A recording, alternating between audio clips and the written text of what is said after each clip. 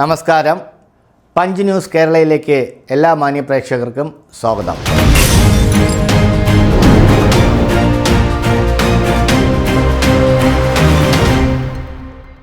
നമ്മുടെ നിയമജാലകത്തിൽ bar council എന്ന വിഷയത്തെക്കുറിച്ച് സംസാരിക്കാനും ചർച്ച ചെയ്യാനുമായി എത്തിയിരിക്കുന്നത് കേരളത്തിലെ പ്രമുഖ നിയമ അധ്യാപകനും അഭിഭാഷകനുമായ അഡ്വക്കേറ്റ് ഡോക്ടർ പി സന്തോഷ് കുമാറാണ്.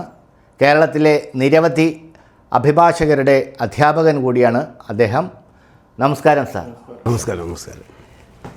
അങ്ങ് കേരള ബാർ കൗൺസിൽ മെമ്പറാണല്ലോ. എന്താണ് ഈ ബാർ കൗൺസിൽ കൊണ്ട് ഉദ്ദേശിക്കുന്നത്? ബാർ കൗൺസിൽ എന്ന് പറയുമ്പോൾ സ്റ്റേറ്റ് ബാർ കൗൺസിലും ഉണ്ട്, ബാർ കൗൺസിൽ ഓഫ് ഇന്ത്യയും. അത് 1961 1961 അഡ്വക്കേറ്റ്സ് ആക്ടിന് പ്രകാരം കൺസ്റ്റിറ്റ്യൂട്ട് ചെയ്യപ്പെട്ടിട്ടുള്ള സ്റ്റാറ്റ്യൂട്ടറി ബോഡികളാണ് ബാർ കൗൺസിൽ ഓഫ് ഇന്ത്യയും സ്റ്റേറ്റ് ബാർ കൗൺസിലും.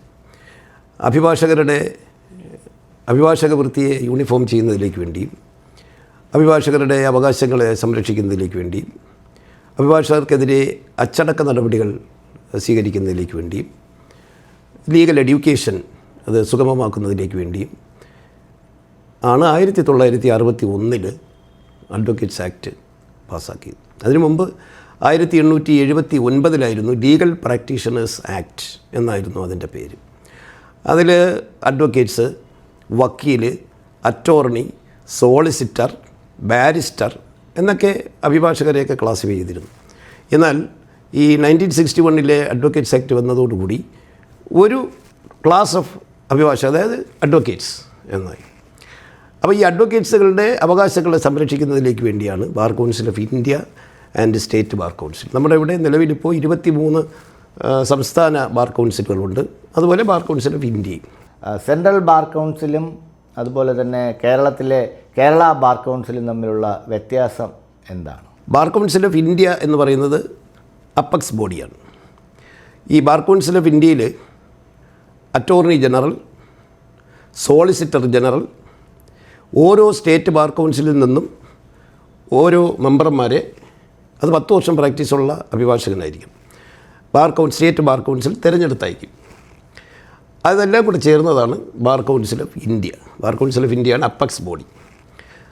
എല്ലാ സ്റ്റേറ്റുകൾക്കും ഓരോ സ്റ്റേറ്റ് ബാർ കൗൺസിലുണ്ട്. ആ ബാർ കൗൺസിലിൽ ആ സ്റ്റേറ്റിലുള്ള റോളിലുള്ള എല്ലാ അഭിഭാഷകരും വോട്ട് ചെയ്ത് ആണ് തിരഞ്ഞെടുക്കുന്നത്. അത് റോളിൽ 5000 വക്കീലന്മാർ മാത്രമേ ഉള്ളുവെങ്കിൽ 15, 10,000 വക്കീലന്മാരാണെങ്കിൽ 20, 10,000-ൽ കൂടുതൽ അഭിഭാഷകരുണ്ടെങ്കിൽ, നമ്മുടെ കേരള ബാർ കൗൺസിലിൽ ഇപ്പോൾ റോളിൽ 74,000-ൽ പരം അഭിഭാഷകർ ഇപ്പോൾ ഉണ്ട്. അപ്പോൾ ഈ 74,000 അഭിഭാഷകരും വോട്ട് ചെയ്താണ് ഈ 25 ബാർ കൗൺസിൽ മെമ്പർക്ക്. അപ്പോൾ 10,000 കഴിഞ്ഞാൽ പിന്നെ 25 മെമ്പേഴ്സ്. അതുപോലെ അഡ്വക്കേറ്റ് ജനറൽ എക്സ് ഒഫീഷ്യോ മെമ്പറാണ്. ഈ ഒരു അഭിഭാഷകനാകാനുള്ള പ്രധാന യോഗ്യതകൾ എന്തൊക്കെയാണ്? അഭിഭാഷകനാകാനുള്ള യോഗ്യത നമ്മുടെ അഡ്വക്കേറ്റ്സ് ആക്ടിനകത്ത് പറയുന്നുണ്ട്. ഇന്ത്യൻ സിറ്റിസൺ ആയിരിക്കണം, 21 വയസ്സ് തികഞ്ഞിരിക്കണം, ബാർ കൗൺസിൽ ഓഫ് ഇന്ത്യ അംഗീകരിക്കപ്പെട്ടിട്ടുള്ള യൂണിവേഴ്സിറ്റിയിൽ നിന്നും നിയമബിരുദം തേടിയിരിക്കണം. അതാണ് മിനിമം വേണ്ടുന്ന യോഗ്യത. അല്ലാതെ റൂൾസിൽ പറയുന്ന അല്ലാതെയുള്ള കണ്ടീഷൻസുകൾ കൂടി കംപ്ലൈ ചെയ്തിരിക്കണം. ഇപ്പോൾ പുതിയ നിയമം വന്നല്ലോ, ഈ 5 ഇയർ കോഴ്സും അതുപോലെ 3 ഇയർ കോഴ്സ് പാസ്സായി വരുന്ന കുട്ടികൾ ഒരു എൻട്രൻസ് ടെസ്റ്റ് ആൾ ഇന്ത്യ ബാർ എക്സാമിനേഷൻ പാസ്സായിരിക്കണം. അതെന്താണ് എന്നുണ്ട്. അത് Sudheer versus bar council of India എന്ന് പറഞ്ഞ 1999 ഒരു സ്യൂട്ടിൽ സുപ്രീം കോടതി അഭിഭാഷകരുടെ കഴിവ് കുറച്ചുകൂടി ക്ലിയർ ആക്കുന്നതിലേക്ക് വേണ്ടി, അതായത് കൂടുതൽ മെച്ചപ്പെടുത്തുന്നതിലേക്ക് വേണ്ടി LLB പാസ്സായി കഴിഞ്ഞാൽ നിർബന്ധമായും ബാർ കൗൺസിൽ എൻറോൾ ചെയ്തതിന് ശേഷം ആൾ ഇന്ത്യ ബാർ എക്സാമിനേഷൻ എന്ന് പറഞ്ഞൊരു എക്സാമിനേഷൻ പാസ്സാകണം 2 വർഷത്തിനുള്ളിൽ. അത് പാസ്സായാൽ മാത്രമേ തുടർന്നവർക്ക് പ്രാക്ടീസ് ചെയ്യാൻ പറ്റൂ. 2 വർഷം വരെ താൽക്കാലികമായി പ്രാക്ടീസ് ചെയ്യാം, പക്ഷേ വിത്തിൻ 2 ഇയേഴ്സ് ആ എക്സാമിനേഷൻ പാസ്സായിരിക്കും. ശരിക്കും പറഞ്ഞു കഴിഞ്ഞാൽ അതൊരു ഡബിൾ എൻട്രൻസ് പോലെ നമുക്ക് ഫീൽ ചെയ്യുന്നത്. കാരണം ഒരു LLBക്ക് ചേരാൻ നേരത്ത് എൻട്രൻസ് മുഖേനയാണ് നമ്മൾ പരീക്ഷ എഴുതി LLB അഡ്മിഷൻ നേടുന്നത്. അത് പാസ്സായ ശേഷം വീണ്ടും അഖിലേന്ത്യാ ബാർ കൗൺസിലിൻ്റെ ഒരു പരീക്ഷ എഴുതുക എന്ന് പറയുന്നത് ഒരു ബുദ്ധിമുട്ട്. അതായത് നമ്മൾ ഈ നിയമം കോളേജിൽ നിന്നും പഠിക്കുന്നതും അതുപോലെ തന്നെ കോടതികളിൽ പ്രാക്ടീസ് ചെയ്യുന്നതും തമ്മിൽ ഇച്ചിരി അന്തരമുണ്ട്. അപ്പോൾ അതുകൊണ്ട് ഈ LLB ഡിഗ്രി ഉണ്ടായി എന്ന് പറഞ്ഞുകൊണ്ട് ഒരു നല്ല അഭിഭാഷകനായി ശോഭിക്കണമെന്ന് നിർബന്ധമില്ല. മാത്രമല്ല പല കേസുകളിലും അഭിഭാഷകരുടെ ആ കഴിവില്ലായ്മ പരിഗണിച്ചുകൊണ്ടാണ് സുപ്രീം കോടതി അങ്ങനെ ഒരു നിർദ്ദേശം ഉണ്ടാക്കിയത്. മാത്രമല്ല ഇപ്പോൾ പുതിയ ഒരു സർട്ടിഫിക്കറ്റ് എൻ്റെ place of practice verification rules എന്ന് പറഞ്ഞുകൊണ്ട് 2015 ഒരു rules bar council of India ഉണ്ടാക്കിയിട്ടുണ്ട്. അതിന് പ്രകാരം ഇപ്പോൾ 5 വർഷത്തിലൊരിക്കൽ അഭിഭാഷകർ റിന്യൂ ചെയ്യണമെന്നുണ്ട്. മാത്രമല്ല എൻറോൾ ചെയ്താൽ മാത്രം പോരാ, യൂണിവേഴ്സിറ്റികളിൽ ഈ സർട്ടിഫിക്കറ്റ് വെരിഫൈ ചെയ്ത് വ്യാജമാണോ അല്ലയോ എന്ന് തീരുമാനിക്കുന്നതിലേക്ക് വേണ്ടിയാണ്. അങ്ങനെ വ്യാജ അഭിഭാഷകരെയൊക്കെ ഒഴിവാക്കി ശരിക്കും പ്രാക്ടീസിങ് ലായേഴ്സ് ഉൾക്കൊള്ളിച്ചുകൊണ്ട് ഈ പ്രൊഫഷനെ കുറച്ചുകൂടി മെച്ചപ്പെടുത്തുക എന്നുള്ള ഉദ്ദേശത്തോടു കൂടിയാണ് ആ റൂൾസ് വന്നതും. ഇപ്പോൾ എല്ലാ 5 വർഷം തോറും വക്കീലന്മാർ ഇത് വെരിഫൈ ചെയ്യണം. ഇതൊക്കെ ആണെങ്കിൽ തന്നെയും താങ്കൾ ഇപ്പം പറഞ്ഞ പോലെ ഈ പ്ലേസ് ഓഫ് പ്രാക്ടീസ് അതിൻ്റെ ടെസ്റ്റിംഗ് ഒക്കെ ഉണ്ടെങ്കിൽ തന്നെയും ധാരാളം വ്യാജ വക്കീലന്മാരോ കേരളം ഉടനീളം പ്രാക്ടീസ് ചെയ്യുകയും ഒരുപാട് കേസുകൾ നടത്തുകയും ചെയ്യുന്നുണ്ട്. അതായത് ഒരു ശാശ്വത പരിഹാരം വരാൻ വേണ്ടി കൂടിയാണ് ഇപ്പോൾ ഇത്. ധാരാളം പേര് ഇപ്പോൾ നമ്മൾ ഈ 74,000-ഓളം അഭിഭാഷകരുണ്ടെങ്കിൽ പോലും ഈ സർട്ടിഫിക്കറ്റ് പ്രാക്ടീസ് ഫയൽ ചെയ്തത് കുറച്ച് പേരാണ്. കുറച്ച് പേര് ഫയൽ ചെയ്യാതെയുണ്ട്. കാരണം ഫയൽ ചെയ്ത് വെരിഫൈ ചെയ്ത് യൂണിവേഴ്സിറ്റിയിൽ അത് വ്യാജമാണെന്ന് കണ്ടു കഴിഞ്ഞാൽ അവരുടെ പേര് റിമൂവ് ചെയ്യും. അതിലേക്ക് വേണ്ടിയാണ് ഇപ്പോൾ പുതിയ ഈ സംവിധാനങ്ങളെല്ലാം വന്നിട്ടുള്ളത്. അതുകൊണ്ട് അഭിഭാഷക വൃത്തിയെ കുറച്ചുകൂടെ ക്ലീൻ ചെയ്യുന്നതിലേക്ക് വേണ്ടിയാണ്, ഈ വ്യാജന്മാരെയൊക്കെ ഒഴിവാക്കുന്നതിലേക്ക് വേണ്ടിയാണ് ഈ പ്രധാനപ്പെട്ട. താങ്കൾ കേരളത്തിലെ ഒരു ബാർ കൗൺസിൽ മെമ്പറാണ്. എന്താണ് ബാർ കൗൺസിലിൻ്റെ പ്രധാന ചുമതലകളും അവരുടെ കർത്തവ്യങ്ങളും? പ്രധാനമായും അഡ്വക്കേറ്റ്സുകളുടെ മേൽ ഡിസിപ്ലിനറി നടപടികൾ എടുക്കുക. പക്ഷേ ഡിസിപ്ലിനറി നടപടി എടുക്കണമെങ്കിൽ അയാളുടെ ഈ റോളിൽ പേരുണ്ടായിരിക്കണം. അപ്പോൾ അഭിഭാഷകനല്ലാത്ത ഒരാൾ പ്രാക്ടീസ് ചെയ്യുകയാണെന്നുണ്ടെങ്കിൽ അത് ചീറ്റിംഗ് എന്ന് പറയുന്ന മീനിങ്ങിനുള്ളിൽ വരും. നമ്മുടെ ഭാരതീയ BNS ന്യായ സംഹിത അനുസരിച്ച് അത് കുറ്റകരമാണ്. മാത്രമല്ല നമ്മുടെ അഡ്വക്കേറ്റ്സ് ആക്ടിനകത്ത് സെക്ഷൻ 45 ബാർ കൗൺസിലിന് വേണമെങ്കിൽ പരാതിപ്പെട്ട് അയാളെ 6 മാസം വരെ ശിക്ഷിക്കാം. അല്ലാതെ റോളിൽ പേരുള്ള അഭിഭാഷകർ professional misconduct കമ്മിറ്റിയാണെങ്കിൽ professional or other misconduct എന്നാണ്. അപ്പം ഒരു പ്രൊഫഷൻ അപ്പുറത്തുള്ള ഒരു മിസ്കോണ്ടക്റ്റ് ഒരു അഭിഭാഷകൻ കാണിക്കുകയാണെങ്കിലും ബാർ കൗൺസിലിൽ പരാതിപ്പെടാം. അപ്പോൾ ബാർ കൗൺസിൽ സുവമോട്ടോ കേസെടുക്കാം. Bar council reason to believe that misconduct commit ചെയ്തിട്ടുണ്ടെന്ന് പ്രഥമദൃഷ്ട്യാ തോന്നിയാൽ ബാർ കൗൺസിലിന് ഡിസിപ്ലിനറി കമ്മിറ്റികളുണ്ട്. അത് ബാർ കൗൺസിൽ ഓഫ് കേരള ഓരോ സ്റ്റേറ്റ് ബാർ കൗൺസിലും ഉണ്ട്. അതുപോലെ തന്നെ ബാർ കൗൺസിൽ ഓഫ് ഇന്ത്യയിലും ഡിസിപ്ലിനറി കമ്മിറ്റി ഉണ്ട്. അപ്പോൾ ആ ഡിസിപ്ലിനറി കമ്മിറ്റിയിൽ വിചാരണ നടത്തി ഇയാളെ റിമൂവ് ചെയ്യാം, ഇയാളെ സസ്പെൻഡ് ചെയ്യാം, താക്കീത് നൽകാം, അല്ലെങ്കിൽ ഈ പെറ്റീഷൻ കഴമ്പില്ലെന്ന് കണ്ടു കഴിഞ്ഞാൽ ഡിസ്മിസ് ചെയ്യാം. ഇവിടെ നിന്ന് പിന്നെ അപ്പീൽ ബാർ കൗൺസിൽ ഓഫ് ഇന്ത്യയിലെ ഡിസിപ്ലിനറി കമ്മിറ്റിയിൽ പോകാം. അവിടെ നിന്ന് പിന്നെ സുപ്രീം കോടതി, അതേ ജൂറിസ്ഡിക്ഷനുള്ളൂ. ഒരു അഡ്വക്കേറ്റിനെ സംബന്ധിച്ചിടത്തോളം മിസ്കണ്ടക്റ്റ് എന്ന് പറയുന്നത് എന്താണ് അതിൻ്റെ നിർവചനം? മിസ്കോണ്ടക്റ്റ് എന്ന് പറയുന്നതിനെ പ്രത്യേകിച്ച് നിർവചിക്കുന്നില്ല. സെക്ഷൻ 35 അതിൻ്റെ പണിഷ്മെൻറ്റ് പറയുന്നത്. അതായത് ബാർ കൗൺസിൽ ഓഫ് ഇന്ത്യ റൂൾസിൽ ചാപ്റ്റർ 6 റൂൾ 1 മുതൽ 10 വരെ കോടതിയോടുള്ള ഒരു അഭിഭാഷകൻ്റെ ഡ്യൂട്ടി പറയുന്നുണ്ട്. റൂൾ 11 മുതൽ 33 വരെ ക്ലയൻറ്റിനോടുള്ള ഡ്യൂട്ടി പറയുന്നുണ്ട്. അതുപോലെ സമൂഹത്തിനോടുള്ള ഡ്യൂട്ടി, സഹ അഭിഭാഷകരോടുള്ള ഡ്യൂട്ടി, അതെല്ലാം അതിനകത്ത് പറയുന്നുണ്ട്. ഈ ഡ്യൂട്ടികളെല്ലാം വയലേറ്റ് ചെയ്യുകയാണെന്നുണ്ടെങ്കിൽ, ഈ ഡ്യൂട്ടികൾ വയലേറ്റ് ചെയ്യുകയാണെങ്കിൽ comes with the meaning of professional misconduct. പിന്നെ അല്ലാതെ മുദ്രാവാക്യം വിളിക്കുക, എതിർകക്ഷിക്ക് വേണ്ടി കേസ് നടത്തുക, കക്ഷിയിൽ നിന്ന് പണം വാങ്ങിയിട്ട് കേസ് നടത്താതിരിക്കുക, കോടതിയെ അവഹേളിക്കുക, ഇതെല്ലാം പ്രൊഫഷണൽ മിസ്കോണ്ടക്റ്റ് എന്ന് പറയുന്ന മീനിങ്ങിനുള്ളിൽ വരും. അതുപോലെ ഒരു അഭിഭാഷകൻ ഒരു കുറ്റകൃത്യം ചെയ്ത് ശിക്ഷിക്കപ്പെട്ടാൽ അയാൾ ഇതിൽ നിന്ന് റിമൂവ് ചെയ്യാം. It is also comes within the meaning of other misconduct എന്ന് പറയുന്ന മീനിങ്ങിൽ വരും. ധാരാളം അഭിഭാഷകർ ഇത്തരത്തിൽ മിസ്കണ്ടക്റ്റ് നടത്തിയെന്ന് കണ്ട് ബാർ കൗൺസിൽ ഉചിതമായ നടപടികൾ സ്വീകരിക്കാറുണ്ട്. ഈ കക്ഷികളുടെ നിന്ന് പൈസ വാങ്ങിയിട്ട് കൃത്യമായിട്ട് ഡ്യൂട്ടി ചെയ്യാതിരിക്കുക, അല്ലെങ്കിൽ MACT കേസിൽ ചെക്കുകൾ പൈസ വാങ്ങുക, ഇങ്ങനെ ഒരുപാട് പരാതികൾ വരാറുണ്ട്, പരാതികൾ കേൾക്കാറുണ്ട്. പരിഹാരമുണ്ട്. തീർച്ചയായും. പക്ഷേ തെളിവുണ്ടാകണം. പൈസ കൊടുക്കുന്നുവെങ്കിൽ, കക്ഷി പൈസ കൊടുക്കുന്നുവെങ്കിൽ അതിനുള്ള റെസിപ്റ്റ് വാങ്ങണം, എന്നുള്ള അതൊക്കെ ഉണ്ട്, ഓഡിറ്റൊക്കെ ഉണ്ട്. അപ്പോൾ അതുകൊണ്ട് തെളിവ് എന്ന് പറയുന്നത് വളരെ അനിവാര്യമാണ്. തെളിവുണ്ടെങ്കിൽ ശിക്ഷിക്കും. ധാരാളം ഒഫൻസുകൾ ഈ മിസ്കോണ്ടക്റ്റിനൊക്കെ നമ്മുടെ കേരള ബാർ കൗൺസിൽ സസ്പെൻഡ് ചെയ്യുകയും ശിക്ഷിക്കുകയൊക്കെ ചെയ്തിട്ടുണ്ട്. സാർ, ഈ സീനിയർ അഭിഭാഷകനും ജൂനിയർ അഭിഭാഷകനും തമ്മിലുള്ള വ്യത്യാസം എന്താണ് സാർ? അതായത് നമ്മുടെ അഡ്വക്കേറ്റ്സ് ആക്ടിന് പ്രകാരം അഡ്വക്കേറ്റ് എന്ന് പറയുന്ന വാക്ക് ഡിഫൈൻ ചെയ്യുന്നുണ്ട്. അതായത് സ്റ്റേറ്റ് റോളിൽ എൻറോൾ ചെയ്ത് പേര് ചേർത്ത ആളാണ് അഡ്വക്കേറ്റ്. ഞാൻ നേരത്തെ പറഞ്ഞു, നമ്മുടെ അഡ്വക്കേറ്റ്സ് ആക്ടിന് പ്രകാരം അഡ്വക്കേറ്റ്സ് എന്ന് പറയുന്ന ഒരു ക്ലാസ് ഓഫ് പേരാണ് ഉള്ളത്. പക്ഷേ സീനിയർ അഡ്വക്കേറ്റ് എന്ന് പറഞ്ഞുകൊണ്ട് ഹൈക്കോടതിക്ക് ഡെസിഗ്നേറ്റ് ചെയ്യാം. ബാറിലെ സ്റ്റാൻഡിങ്ങും കപ്പാസിറ്റിയും എല്ലാം കണക്കിലെടുത്തുകൊണ്ട് സീനിയർ ആയിട്ട് അഭിഭാഷകരെ ഡെസിഗ്നേറ്റ് ചെയ്യും ഹൈക്കോടതിയും സുപ്രീം കോടതിയും. അങ്ങനെ അത് അപേക്ഷ കൊടുത്തും ഡെസിഗ്നേറ്റ് ചെയ്യാം. അതിന് കോടതിക്ക് തന്നെ സുവമോട്ടോ ഡെസിഗ്നേറ്റ് ചെയ്യാം ഈ സീനിയർ മട്ടം.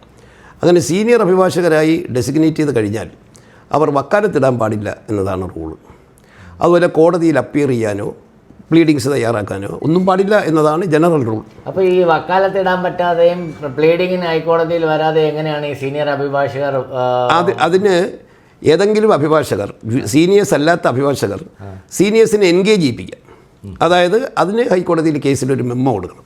മെമ്മോ കൊടുത്ത് ഈ കേസ് നടത്തുന്നതിലേക്ക് വേണ്ടി ഒരു സീനിയർ അഭിഭാഷകനെ അല്ലെങ്കിൽ പേരെടുത്തിട്ട് ആ സീനിയർ അഭിഭാഷകൻ്റെ സഹായം തരണം. അദ്ദേഹത്തെ അപ്പിയർ ചെയ്യാൻ അനുവാദം വാങ്ങിയിട്ട് വേണം. എന്നാൽ സീനിയർ അഭിഭാഷകന് അപ്പിയർ ചെയ്യാം. മാത്രമല്ല അതിൻ്റെ ഫീസ് കൊടുക്കേണ്ടത് ഈ എൻഗേജ് ചെയ്യിപ്പിക്കുന്ന അഭിഭാഷകനാണ്, കക്ഷിയിൽ നിന്നല്ല. അപ്പോൾ കക്ഷിയിൽ നിന്നും വാങ്ങുന്ന ഫീസിൽ സീനിയർ അഭിഭാഷകന് കൊടുക്കും. ജൂനിയർ അഭിഭാഷകൻ എന്നുള്ളൊരു വാക്ക് പറയുന്നില്ല. പിന്നെ ഈ റൂൾസൊക്കെ ഉണ്ടാക്കിയിട്ടുണ്ട് അവർക്ക് പിന്നെ ബെനിഫിറ്റ് നൽകുന്നതിലേക്ക് വേണ്ടിയൊക്കെ. അതാണ് സീനിയർ അഭിഭാഷകർ. മാത്രമല്ല സീനിയർ അഭിഭാഷകന് പ്രീ ഓഡിയൻസ് ഉണ്ട്, right of pre audience. Pre audience എന്ന് പറഞ്ഞാൽ ഒരു കോടതിയിൽ സാധാരണ നമ്മൾ അന്ന് ബിസിനസ്സിലിരിക്കുന്ന കേസുകൾ അതിൻ്റെ ഇയർ അനുസരിച്ചാണ്. അതായത് ചിലപ്പോൾ 1980-കളിലെ ഉള്ള എക്സിക്യൂഷൻ കേസ് ആയിരിക്കും ചിലപ്പോൾ ആദ്യം വിളിക്കുന്നത്. അത് ഓർഡർ അനുസരിച്ച് വിളിക്കും. അപ്പോൾ ഇന്ന് ഫയൽ ചെയ്തതൊക്കെ അവസാനമായിരിക്കും, ലേറ്റിലാണ് വിളിക്കും. ആദ്യം റോൾ കാൾ എന്ന് പറയും. എന്നിട്ടാണ് പിന്നെ കേസ് നടപ്പിലാക്കുന്നത്, ഓരോ അന്നത്തെ കേസുകൾ നടത്തുന്നത്. അപ്പോൾ അതിൽ ഒരു കേസിനകത്ത് അറ്റോർണി ജനറൽ ഹാജരാണെങ്കിൽ, അറ്റോർണി ജനറൽ എന്ന് പറഞ്ഞാൽ നമ്മുടെ യൂണിയൻ ഓഫ് ഇന്ത്യ, അതിൻ്റെ സർക്കാർ അഭിഭാഷകനാണ് ഏറ്റവും കൂടിയ, അറിയാമല്ലോ.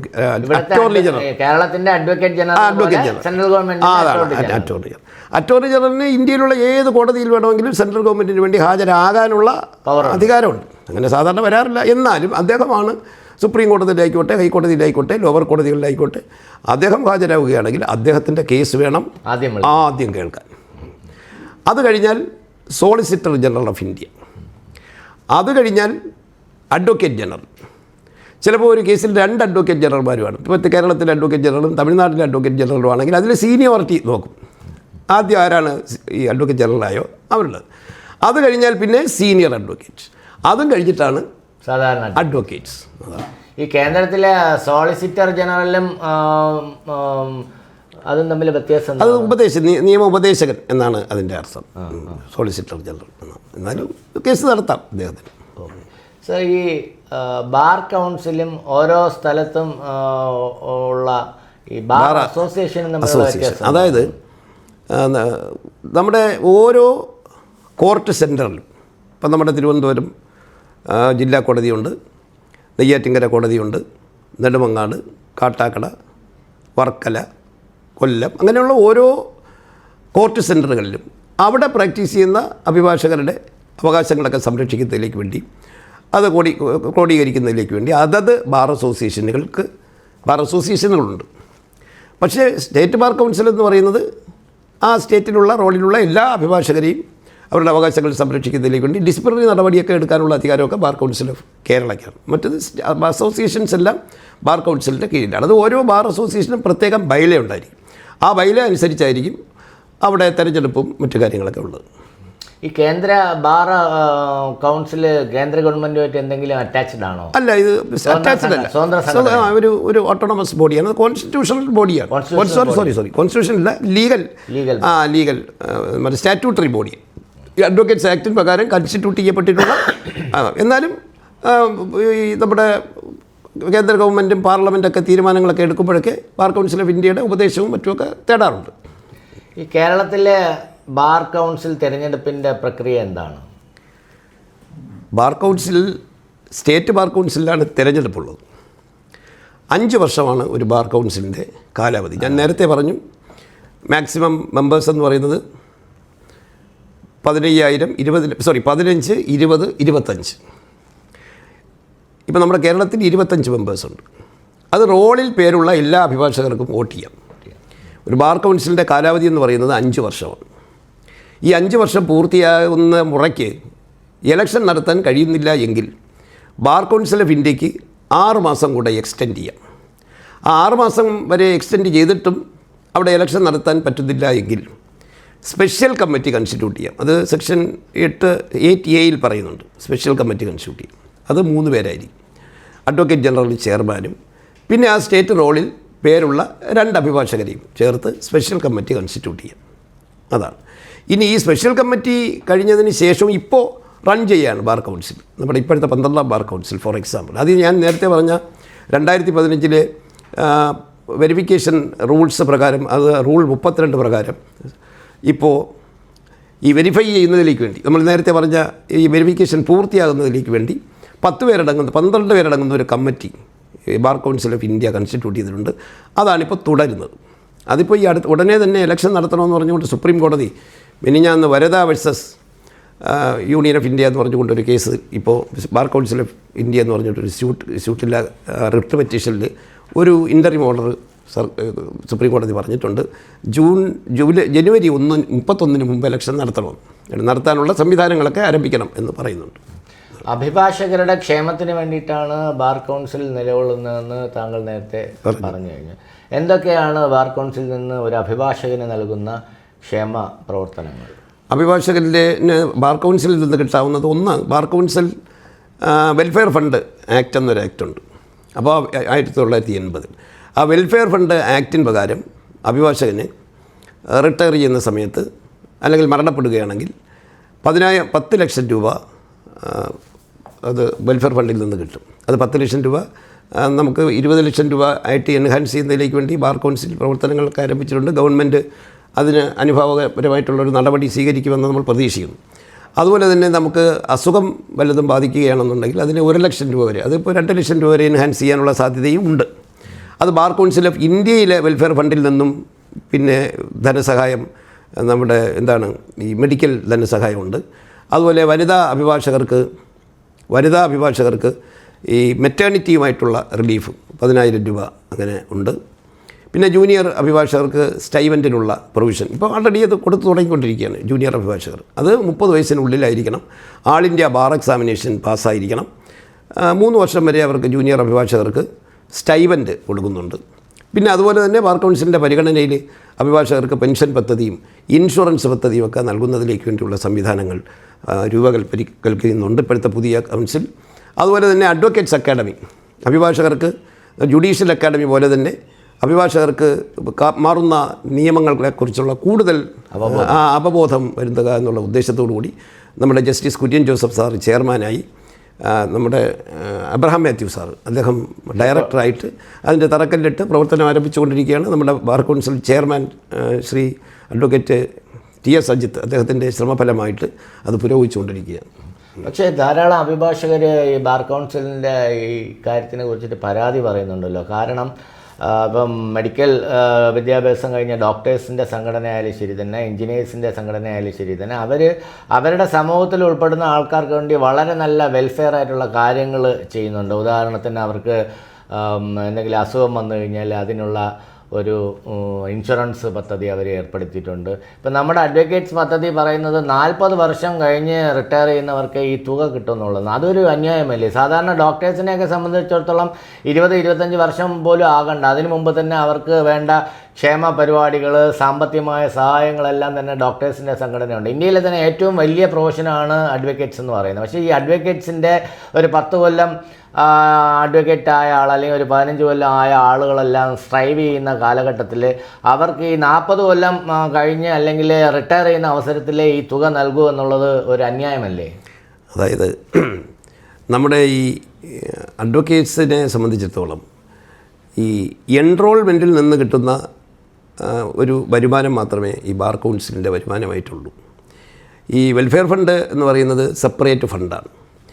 എന്നാൽ മറ്റു സംസ്ഥാനങ്ങളിൽ ഗവൺമെൻറ്റിൽ നിന്നും നല്ല ആനുകൂല്യങ്ങൾ ഈ ഈ ബാർ കൗൺസിലിനൊക്കെ കിട്ടുന്നുണ്ട്. പക്ഷേ നമ്മുടെ സ്റ്റേറ്റ് ബാർ കൗൺസിലിനെ സംബന്ധിച്ചിടത്തോളം വരുമാന സ്രോതസ് എന്ന് പറയുന്നത് വളരെ കുറവാണ്. അപ്പോൾ അതിൽ നിന്നുകൊണ്ട് മാത്രമേ ബാർ കൗൺസിലിന് പ്രവർത്തിക്കാൻ പറ്റത്തുള്ളൂ. ഇപ്പോൾ നമ്മുടെ ഈ കോർട്ട് ഫീസൊക്കെ അമെൻമെൻറ്റ് വരുത്തി അതിൽ നിന്നൊക്കെ കുറച്ച് ഫണ്ടൊക്കെ കിട്ടിക്കൊണ്ടിരിക്കുകയാണ്. അതുകൊണ്ട് തന്നെയാണ് ബാർ കൗൺസിൽ പുതിയ പെൻഷൻ പരിപാടിയെക്കുറിച്ചും അതുപോലെ ഇൻഷുറൻസിനെ സംബന്ധിച്ചുമൊക്കെയുള്ള പദ്ധതികളൊക്കെ ആവിഷ്കരിച്ച് തുടങ്ങിയിട്ടുള്ളത്. മാത്രമല്ല സ്റ്റേറ്റ് അതത് ബാർ അസോസിയേഷൻസൊക്കെ അഭിഭാഷകരുടെ എന്തെങ്കിലും ബുദ്ധിമുട്ടുകൾ വരികയാണെങ്കിലൊക്കെ ചെയ്യാറുണ്ട്. ബാർ കൗൺസിലും അല്ലാതെയും സഹായങ്ങൾ ചെയ്യാറുണ്ട്. എന്തുകൊണ്ടാണ് ബാർ കൗൺസിലിന് കേരള ഗവൺമെൻറ്റുമായിട്ട് താതാത്മ്യപ്പെട്ടുകൊണ്ട് അഭിഭാഷകരുടെ ക്ഷേമത്തിനായിട്ട് ഇത്തരത്തിലുള്ള സാമ്പത്തിക സഹായങ്ങൾ ചെയ്യാൻ ഒരു ധാരാളം മാത്രമല്ല പൊളിറ്റിക്സിൽ നിൽക്കുന്ന കേരള രാഷ്ട്രീയത്തിലെ 75% ആൾക്കാരും LLB ഹോൾഡേഴ്സാണ്. നേരത്തെ വക്കീലന്മാരായിട്ട് പ്രാക്ടീസ് ചെയ്തിട്ടുള്ളവരാണ്, നിയമമന്ത്രി അടക്കമുള്ളവർ. എന്നിട്ട് എന്തുകൊണ്ടാണ് അഭിഭാഷക സമൂഹത്തിന് അനുകൂലമായിട്ട് അവർ ചിന്തിക്കാത്തത്? അതായത് ഈ ഗവൺമെൻറ്റിന് യഥാസമയം ഗവൺമെൻറ്റിൻ്റെ ശ്രദ്ധയിൽ നമ്മുടെ ഈ പ്രാരാബ്ധങ്ങളും മറ്റു കാര്യങ്ങളൊക്കെ നൽകാറുണ്ട്. നമ്മളെല്ലാം അതിലേക്ക് വേണ്ടി ഇപ്പം അഡ്വക്കേറ്റ്സ് അക്കാഡമിയുടെ കാര്യമൊക്കെ ആയിട്ട് ബന്ധപ്പെട്ടൊക്കെ ഗവൺമെൻറ് ഇതായിപ്പോൾ 20 ലക്ഷം രൂപ ആക്കാൻ പോകുന്നുണ്ട്. മാത്രമല്ല നമ്മൾ നേരത്തെ പറഞ്ഞതുപോലെ ഒരു സമരപരിപാടിയുമായിട്ട് അഭിഭാഷകർ ഇക്കാര്യത്തിൽ ഇറങ്ങിപ്പോവുക തിരിക്കുക എന്ന് പറയുന്നത് അൺപ്രൊഫഷണലുമാണ്. അപ്പോൾ അങ്ങനെയൊക്കെയുള്ള പരിമിതികളൊക്കെ ഉള്ളതുകൊണ്ടാണ് നമുക്കങ്ങനെ സമരപരിപാടികളിലോട്ടൊന്നും പോകാൻ പറ്റില്ല. എന്നാലും ഇപ്പോഴുള്ള നമ്മുടെ ഇപ്പോഴുള്ള നമ്മുടെ ഗവൺമെൻറ് അനുഭവകരമായിട്ടുള്ള സമീപനം ഉണ്ടാക്കുമെന്ന് നമ്മൾ പ്രതീക്ഷിക്കുന്നു. ഒരു അഭിഭാഷകനെ ഏതൊക്കെ രീതിയിലാണ് നമ്മൾ അയോഗ്യനാക്കപ്പെടുന്നത്? ഡിസിപ്ലിനറി നടപടി ഞാൻ നേരത്തെ പറഞ്ഞില്ലേ, ഡിസിപ്ലിനറി കമ്മിറ്റിയിൽ ആരെങ്കിലും ബാർ കൗൺസിലിൽ പരാതിപ്പെടുകയും ബാർ കൗൺസിലിന് പ്രഥമദൃഷ്ട്യ അയാൾ പ്രൊഫഷണൽ മിസ്കോണ്ടക്റ്റ് കമ്മിറ്റ് ചെയ്തിട്ടുണ്ടെന്ന് തോന്നുകയാണെങ്കിൽ ഡിസിപ്ലിനറി കമ്മിറ്റിയിലേക്ക് ഡയറക്റ്റ് ചെയ്യും. ഡിസിപ്ലിനറി കമ്മിറ്റി 1 വർഷത്തിനുള്ളിൽ, അത് 3 പേരാണ് ഡിസിപ്ലിനറി കമ്മിറ്റിയിൽ, 2 ബാർ കൗൺസിൽ മെമ്പേഴ്സും അതുപോലെ 10 വർഷത്തിൽ കൂടുതൽ പ്രാക്ടീസുള്ള ഒരു അഭിഭാഷകനും കൂടി ചേർന്നുള്ളതാണ് ഡിസിപ്ലിനറി കമ്മിറ്റി. ഒരു കോടതി പോലെ വിചാരണ നടത്തി അയാളെ ശിക്ഷിക്കാം. അയാളെ ടെർമിനേറ്റ് ചെയ്യാം, അല്ലെങ്കിൽ സസ്പെൻഡ് ചെയ്യാം, അല്ലെങ്കിൽ ശകാരിക്കാം, അങ്ങനെ മാറ്റി നിർത്താം. അയാൾക്ക് അതിന്മേൽ അപ്പീലൊക്കെ പോകാനുള്ള അവകാശമുണ്ട്. ഞാൻ നേരത്തെ പറഞ്ഞു ബാർ കൗൺസിലിൽ. പിന്നെ ഒരാളിനെ അഭിഭാഷകൻ ആകുന്നതിൽ നിന്നും ഡിസ്ക്വാളിഫൈ ചെയ്യുന്നുണ്ട്. അത് മോറൽ ടെപ്റ്റിറ്റ്യൂഡിന് ശിക്ഷിക്കപ്പെട്ടാൽ. മോറൽ ടെപ്റ്റിറ്റ്യൂഡിന് കോടതി, മോറൽ ടെപ്റ്റിറ്റ്യൂഡ് എന്ന് പറഞ്ഞാൽ സദാചാരവുമായി ബന്ധപ്പെടുന്ന എല്ലാ ഒഫൻസുകളും അതിൽ വരത്തില്ല. ചീറ്റിങ്, റേപ്പ്, ഇങ്ങനെയൊക്കെയുള്ള ചില ഏതൊക്കെയാണ് മോറൽ ടെപ്റ്റിറ്റ്യൂഡിൽ പെടുന്ന കുറ്റകൃത്യങ്ങളെന്ന് നോട്ടിഫൈ ചെയ്തിട്ടുണ്ട്. അപ്പോൾ ആ ഒഫൻസുകൾ കമ്മിറ്റ് ചെയ്ത് ശിക്ഷിക്കപ്പെടുകയോ അല്ലെങ്കിൽ നമ്മുടെ അൺടച്ചബിലിറ്റി ഒഫൻസ് ആക്ടിന് പ്രകാരം, അതിപ്പോൾ protection of civil rights act, അതിന് പ്രകാരമോ ശിക്ഷിക്കപ്പെട്ട് കഴിഞ്ഞാൽ, അതുപോലെ ഗവൺമെൻറ് സർവീസിൽ ജോലി ചെയ്തിരിക്കെ കറപ്ഷനിൽ ഡിസ്മിസ് ചെയ്യപ്പെടുകയും ചെയ്തിട്ടുള്ള ഒരാളിന് അഭിഭാഷകനാകുന്നതിന് അയോഗ്യതയാണ്. പക്ഷേ അയാളുടെ അയോഗ്യത ഇല്ലാതാകും ഈ ശിക്ഷയെല്ലാം കഴിഞ്ഞ് 2 വർഷം കഴിയുമ്പോൾ, എന്നാലേ എൻറോൾ ചെയ്യാം. അപ്പോൾ ചുരുക്കം പറഞ്ഞു കഴിഞ്ഞാൽ ഇപ്പോൾ കൈക്കൂലി വാങ്ങിയതിനെ സർവീസിൽ നിന്ന് പറഞ്ഞു വിട്ട ഒരാൾ 2 കൊല്ലം കഴിഞ്ഞാൽ അദ്ദേഹത്തിന് വക്കീലായിട്ട് എൻറോൾ ചെയ്യാം, കുഴപ്പമില്ല. സാർ, ഒരു അഭിഭാഷകന് ഇന്ത്യയിലെ എല്ലാ കോടതികളിലും പ്രാക്ടീസ് ചെയ്യാൻ കഴിയുമോ? അതായത് ഈ അഭിഭാഷകനായും ഡോക്ടറായും ഒക്കെ പ്രാക്ടീസ് ചെയ്യാനുള്ള അവകാശം എന്ന് പറയുന്നത് നമ്മുടെ ആർട്ടിക്കിൾ 19 ക്ലോസ് Gയിൽ നമ്മുടെ ഭരണഘടനയിൽ പറയുന്നുണ്ട്, ഫണ്ടമെൻ്റൽ റൈറ്റാണ്. അതുപോലെ തന്നെ സെക്ഷൻ 30 നമ്മുടെ അഡ്വക്കേറ്റ്സ് ആക്ടിന് പ്രകാരം ലീഗൽ റൈറ്റാണ്. അത് സുപ്രീം കോടതി എടുത്തു പറഞ്ഞിട്ടുമുണ്ട്. അപ്പോൾ അതിൻ്റെ അർത്ഥം എൻറോൾ ചെയ്ത് കഴിഞ്ഞാൽ ഒരു അഭിഭാഷകന് ഇന്ത്യയിലെ ഏത് കോടതിയിൽ വേണമെങ്കിലും വക്കാലത്തിടാൻ പ്രാക്ടീസ് ചെയ്യാം. അപ്പോഴാണ് ഇപ്പോൾ ഈ ഐബ് പാസ്സാവണമെന്നൊക്കെ ഒരു പുതിയ റൂൾ വന്നിട്ടുള്ളത്. താൽക്കാലികമായി ചെയ്യാൻ 2 വർഷത്തിനുള്ളിൽ പാസ്സായിക്കൊള്ളണം സബ്ജക്റ്റ്. അതൊന്ന്. മറ്റൊന്ന്, കേരള ബാർ കൗൺസിലിൽ എൻറോൾ ചെയ്ത ഒരു അഭിഭാഷകന് തമിഴ്നാട്ടിലെ കോടതികളിൽ 1ാം വക്കാലത്തിടാൻ പറ്റില്ല. കാര്യം എന്ന് പറയുന്നത് തമിഴ്നാട്ടിലെ ബാർ കൗൺസിലിന് അയാൾക്കെതിരെ ഡിസിപ്ലിനറി നടപടി നടത്താൻ പറ്റില്ല. അപ്പോൾ ഈ റൈറ്റൊക്കെ ഉണ്ടെങ്കിലും അത് റൂൾസിന്, നിയമപരമായ റൂൾസുകൾക്ക് വിധേയമാണ്, അത് വേറെ കാര്യം. അതുകൊണ്ട് പ്രാക്ടീസ് ചെയ്യുന്നതിന് തടസ്സമില്ല. അതുപോലെ സുപ്രീം കോടതിയിൽ പ്രാക്ടീസ് ചെയ്യുന്നതിന് അല്ലാതെ കുറച്ച് നിബന്ധനകളുണ്ട്. കാരണം സുപ്രീം കോടതിയുടെ പ്രാക്ടീസിനെ സംബന്ധിച്ച് നിയമമുണ്ടാക്കാനുള്ള അധികാരം സുപ്രീം കോടതിക്ക് നമ്മുടെ ഭരണഘടന 145 പ്രകാരമുണ്ട്. അപ്പോൾ അതുകൊണ്ട് സുപ്രീം കോടതിയിൽ അഭിഭാഷകനാകണമെങ്കിൽ എൻറോൾ ചെയ്ത് 3 കൊല്ലം പ്രാക്ടീസ് അയാൾക്ക് ഉണ്ടാകണം. 1. 2, സുപ്രീം കോടതിയിൽ ഒരു അഡ്വക്കേറ്റ്സ് ഓൺ റെക്കോർഡ് അദ്ദേഹത്തിൻ്റെ കീഴിൽ 1 വർഷം പ്രാക്ടീസ് ചെയ്തിട്ടുണ്ടാകണം. മാത്രമല്ല 16 കിലോമീറ്റർ ചുറ്റളവിൽ അയാൾക്കൊരു ഓഫീസ് ഉണ്ടാകണം. അതിനേക്കാൾ ഉപരി സുപ്രീം കോടതി നടത്തുന്ന ഒരു ടെസ്റ്റ് പാസ്സാകണം. ടെസ്റ്റ് പാസ്സായാൽ മാത്രമേ അഡ്വക്കേറ്റ്സ് ഓൺ റെക്കോർഡ് എന്നാലേ വക്കാലത്തിടാൻ പറ്റത്തുള്ളൂ. പക്ഷേ 10 കൊല്ലം മുമ്പ് ഈ ഇന്ത്യയിൽ എവിടെ വേണോ ആയിക്കോട്ടെ, പ്രാക്ടീസ് ചെയ്യും. പക്ഷേ ഇത് തടസ്സമില്ല, ഒരു തടസ്സമില്ല. പക്ഷേ ഈ പറഞ്ഞിരിക്കുന്ന ടെസ്റ്റൊക്കെ പാസ്സായി ഈ നിബന്ധനകൾ ചെയ്തിരിക്കണം. ഈ അവകാശങ്ങളെന്നൊക്കെ പറയുന്നത് ആബ്സല്യൂട്ട് അല്ലല്ലോ.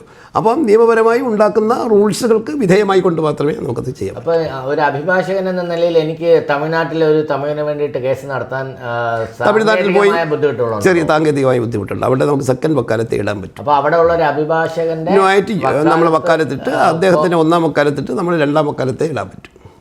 അങ്ങനെ മാത്രമേ ചെയ്യാൻ പറ്റുള്ളൂ. ഇത്രയും നേരം ബാർ കൗൺസിലിനെ കുറിച്ചും അഡ്വക്കേറ്റ്സ് ആക്ടിനെ കുറിച്ചും അഭിഭാഷകരുടെ മറ്റ് കാര്യങ്ങളെക്കുറിച്ചും നമ്മോടൊപ്പം സംസാരിച്ച സന്തോഷ് സാറിന് പഞ്ച് ന്യൂസ് കേരളയുടെ പേരിൽ നന്ദി അറിയിക്കുന്നു. നമസ്കാരം. അടുത്ത എപ്പിസോഡിൽ മറ്റൊരു വിഷയവുമായി വീണ്ടും കാണാം.